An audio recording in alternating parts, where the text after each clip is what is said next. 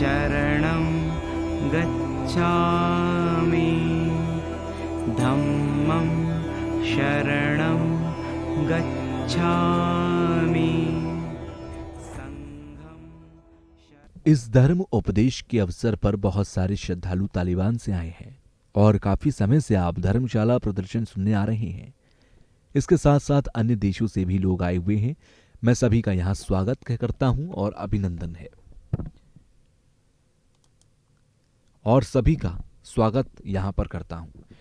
तो ज्यादातर लोगों ने मेरे धर्म प्रवचन को पहले भी सुना होगा और कुछ लोग ऐसे भी होंगे जो यहाँ पहली बार आए होंगे। तो मैं हमेशा धर्म प्रवचन देने से पहले एक परिचय देता हूँ। इसका अर्थ यही है कि पहले आप इसे जान लें और जानकर पालन करें। ऐसा मैं अक्सर करता हूँ। तो इसके बारे में चिंतन करें और इसका पालन करें। तो श्रद्धा उत्पन्न करने से पूर्व इसे जानना चाहिए। तो बुद्ध के वचनों में ऐसा जिक्र किया जाता है कि सभी धर्मों में आप गहनता से सोचेंगे तो यही आपको मिलेगा कि कोई भी किसी को हानि नहीं पहुंचाना चाहता। दूसरों का लाभ करना, जितना हो सके परहित करना चाहिए। तो चित्त को प्रशुद्ध करने के लिए कुछ धर्म के लोग ईश्वर की प्रार्थना करते हैं और ये प्रार्थना करते हैं कि वो किसी प्रकार के पापों को ना करें, सभी प्रकार के क्लेशों से मुक्त हो जाएं। ये उनकी अपनी अवस्थाएं और व्यवस्थाएं होती हैं और भजन ये उनकी अपनी व्यवस्थाएं होती हैं और सभी धर्मों का मूल सिद्धांत यही है कि किस प्रकार से दूसरों का हित किया जाए, लाभ किया जाए। हालांकि चित्त को प्रशुद्ध करने के लिए, प्रशिक्षण करने के लिए अलग अलग कई विधियां हैं, कई तरीके होते हैं, उसके द्वारा उसको करते हैं। तो भगवान बुद्ध फिर आगे कहते हैं कि सत्वों के जो पाप हैं वो ना तो धुले जा सकते हैं और ना ही हाथों से हटाए जा सकते हैं और ना ही भगवान बुद्ध का जो ज्ञान है दूसरे में प्रेषित किया जा सकता है। तो परम पावन जी मजाक के तौर पर कह रहे हैं कि अच्छा होता कि जो भगवान बुद्ध के ज्ञान है वो दूसरों में हम डाल सकते, फिर दूसरों को ज्यादा मेहनत करने की आवश्यकता नहीं होती, दूसरों को ज्यादा परेशानी नहीं होती। तो ऐसा नहीं है। उसके लिए हमें अभ्यास करने की आवश्यकता होती है, उसके लिए अध्ययन करने की आवश्यकता होती है और जितना ज्यादा आप मेहनत करेंगे तभी संभव होगा। जो स्वभाव सत्य है उसको केवल शून्यता के बारे में ही चिंतन नहीं करना चाहिए कि व्याख्या की जा रही है, बल्कि जो चीजें हैं उसके स्वभाव से उसे समझने की कोशिश करनी चाहिए और वास्तविकता को जानकर के दूसरों का हित करने की कोशिश करनी चाहिए। और जो भी लोगों के दुख हैं वो वास्तव में किस प्रकार से हैं इसे जानकर उसका निवारण करने की कोशिश करनी चाहिए। तो भगवान ने लगभग 2500 वर्ष पहले बुद्धत्व को प्राप्त किया। उस समय में भी भारत देश में बहुत सारे विज्ञानवादी विचारधारा के लोग, उसका पालन करने वाले लोग बहुत सारे विद्वान होते थे। उस समय पूर्व जनों को भी याद करने वाले लोग भी देखने को मिलते थे। तो उस समय यही विचारधारा थी कि स्कंदों से मुक्त या उससे परे एक स्वतंत्र आत्मा को मानने वाले लोग थे। तो पहली बार भगवान बुद्ध ने कहा कि इस तरह से जो स्वतंत्र आत्मा है उसका कोई अस्तित्व नहीं होता, तो स्वतंत्र रूप से अस्तित्व में नहीं होती हैं। और उस समय भारत में ज्यादातर जो सिद्धांतवादी थे वो आत्मा को मानने वाले लोग थे और फिर दुख से कैसे मुक्त हुआ जाए, किस प्रकार से अपने दुख या जो क्लेश है वो भगवान के हाथ में होता है, ऐसा वो लोग मानते थे। फिर भगवान बुद्ध ने कहा कि इस प्रकार से विचारधारा नहीं है, हमारी जो आत्मा है वो स्वभाव से सिद्ध नहीं होती। तो चित्त को एक बिंदु पर लगाने के लिए, मन को पूर्ण रूप से स्थिर करने के लिए समाधि की व्यवस्था की गई है। भगवान बुद्ध ने उसकी व्याख्या की है। हम ज्यादातर किसी चीज को अपने तरीके से देखते हैं तो इंद्रियों के कारण आसक्त हो जाते हैं। जितनी ज्यादा आसक्ति पैदा होती है उतनी तृष्णा हमारे अंदर पैदा होती है और तृष्णा के बाद प्रतिस्पर्धा हमारे दुख को और बढ़ाने का काम करती है। तो हमारी इंद्रियों के कारण ही दुख और सुख उत्पन्न होता रहता है। तो इनको काटने के लिए हमेशा कोशिश करनी चाहिए और चित्त को सूक्ष्म करते हुए ध्यान लगाकर चित्त को सूक्ष्म से सूक्ष्म बनाना चाहिए और उसके द्वारा हम समाधि को प्राप्त कर सकते हैं।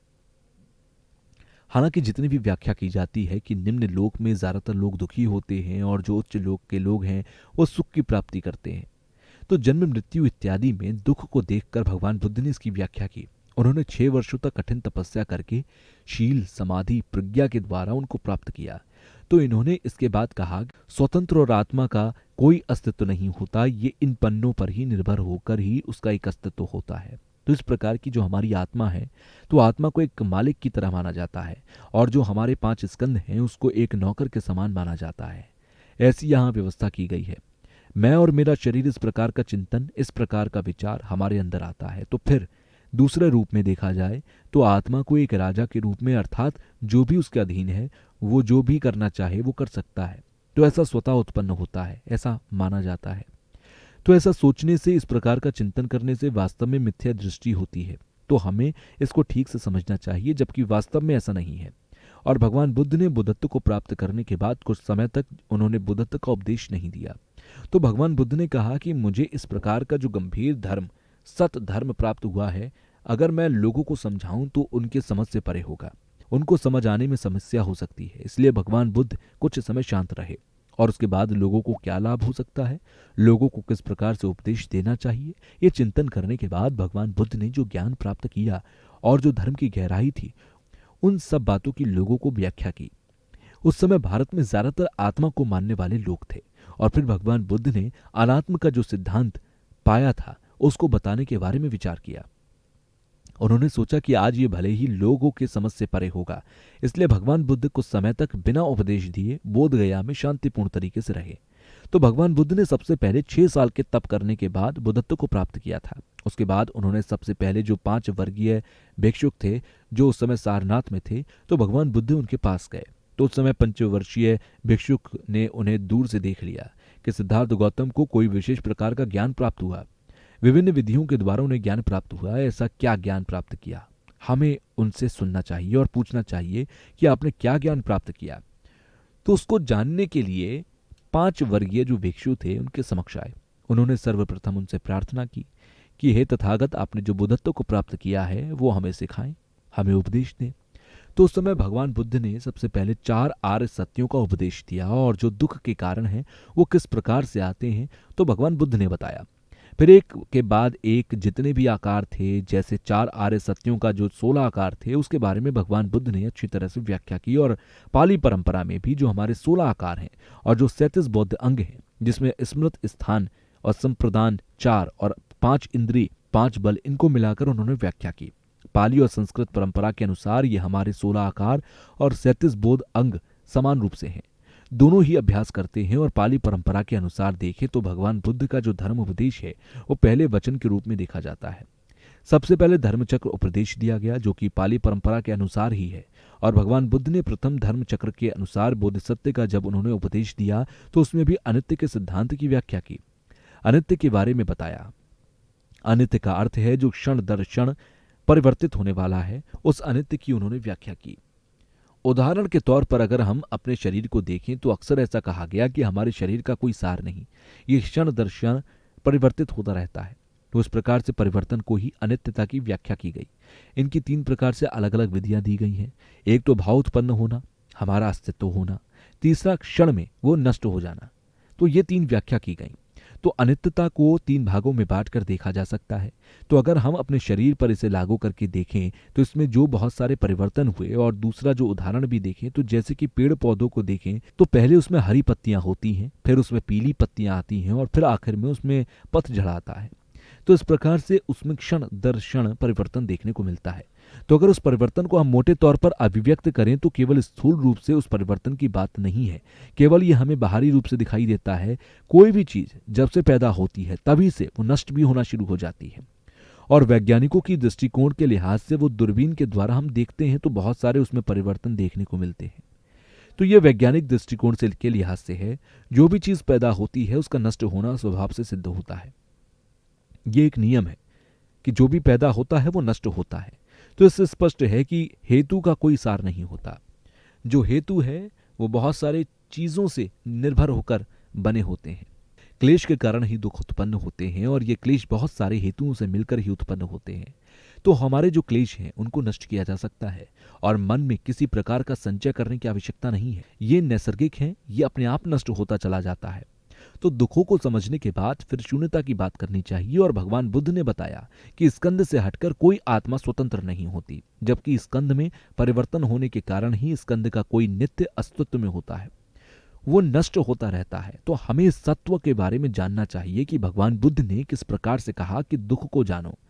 तो भगवान बुद्ध ने 3 प्रकार के दुख की व्याख्या की है। पहला दुख, दूसरा परिवर्तन दुख, और तीसरा संस्कार दुख। तो परिवर्तन दुख को प्रमाण दुख भी कहा जाता है। हम सभी जानते हैं कि किस प्रकार से हमारे अंदर जो सुख है वो दुख में परिवर्तित हो जाता है।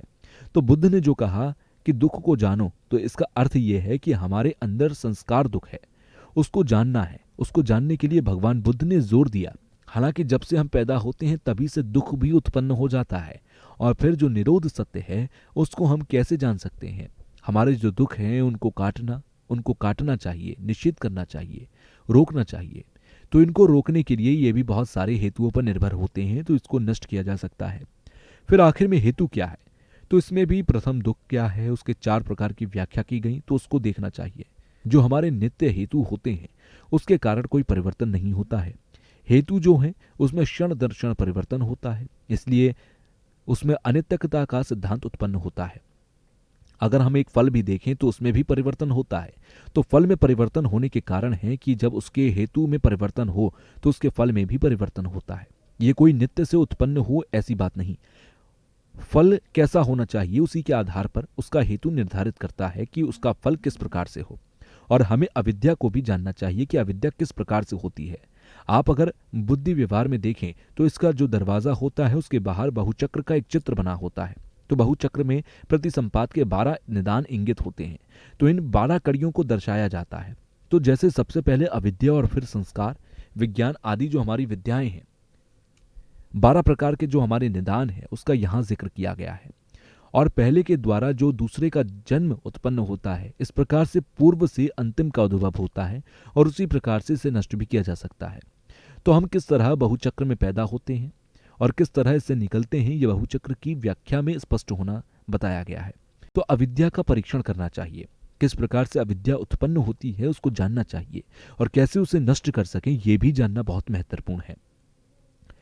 अगर आप क्लेश और आसक्ति को नष्ट करना चाहते हैं तो आपको अविद्या को नष्ट करने की आवश्यकता है। हम जितने भी कर्म करते रहते हैं वो कर्म अविद्या के कारण होते हैं। तो अगर आप देखें तो आत्म सिद्धांत के कारण ही हम किसी सिद्धांत को पकड़कर रखते हैं और हमारे अंदर मैं की भावना होती है। मैं कोई नित्य रूप से या स्वभाव से हमारी ऐसी विचारधारा होती है। हालांकि इसे नष्ट करने के लिए सूत्रों में इसका जिक्र किया गया है। हमारे संस्कृत धर्म है, उनके हिसाब से कोई आत्मा नहीं होती। यहाँ नित्य कर्मों से अर्थ है कि कोई स्वतंत्र आत्मा सिद्ध नहीं है। आत्मा को नित्य नहीं कहा जाता है। मैं की भावना के कारण ही आसक्ति पैदा होती है और प्रज्ञा के द्वारा, अपने ज्ञान के द्वारा इसे नष्ट किया जा सकता है। और प्रज्ञा पारमिता हृदय सूत्र में कहा जाता है कि किस प्रकार से मैं या अनात्म के सिद्धांत को नष्ट किया जा सके, किस प्रकार से उसका निषेध किया जा सकता है। तो उसे निषेध करने के लिए परीक्षण की आवश्यकता होती है। बिना परीक्षण या जांच पड़ताल के इसे समझ पाना या सिद्ध करना संभव नहीं होता। और बौद्ध सिद्धांत के अनुसार कोई आत्मा नहीं होती, कोई इसका स्वतंत्र अस्तित्व नहीं होता। तो आखिर ये किस प्रकार से हमें मिलनी चाहिए और वास्तव में कोई आत्मा रूपी चीज है कि नहीं, तो इसका अगर हम परीक्षण करें तो परीक्षण के दौरान ये अस्तित्व में नहीं होती है। और जब इसका और ज्यादा परीक्षण किया जाता है, विज्ञानवादियों के अनुसार सभी धर्मों का एक आधार है, उसको एक प्रकार से संज्ञा का रूप दिया गया। और विवासिकों के अनुसार देखा जाए तो वो यही कहते हैं कि ये केवल नाम मात्र से होती है, इसका अर्थ के रूप में कोई अस्तित्व नहीं होता। ये कोई अर्थ के रूप में सिद्ध हो ऐसा नहीं है। केवल नाम मात्र से हमारे 5 स्कंधों के आधार पर यह नाम दिया गया। और मैं की आसक्ति के कारण मनुष्य जो भी पाप इत्यादि करते रहते हैं, आसक्ति के कारण, तृष्णा के कारण पाप की ओर जाते हैं। तो एक बार मैंने एक तिब्बती महिला से पूछा कि आत्मा कहाँ होती है, तो उसने बोला कि हृदय के पास। फिर मैंने पूछा वो किस प्रकार से है। मैंने पूछा कि उनका आकार कैसा होता है, तो उसने कहा कि उसका गोल आकार होता है। तो ऐसा उन्होंने कहा तो ये केवल उन्होंने इसलिए ही कहा कि उन्हें पता ही नहीं था कि किस प्रकार से है। तो ये हमें चिंतन करना चाहिए कि जो आत्मा है वो किस प्रकार से है।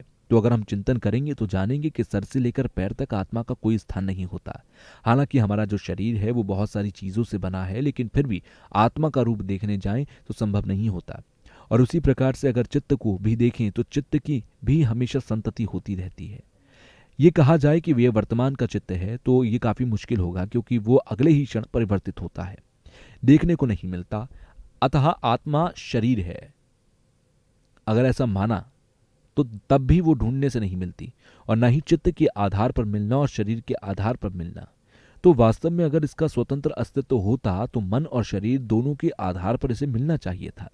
तो आत्म अनात्म का सिद्धांत भी अगर देखें तो माध्यमिक जो अवतरण है, जो ग्रंथ है, उसमें भी जो मूल माध्यमिक करण का है, उसमें भी एक टीके के रूप में ऐसी व्याख्या देखने को मिलती है। तो उसमें कहा जाता है कि जब हमारे स्कंद रहेंगे तब तक आसक्ति रहेगी, और जब तक आसक्ति रहेगी तब तक अविद्या पैदा होती रहेगी।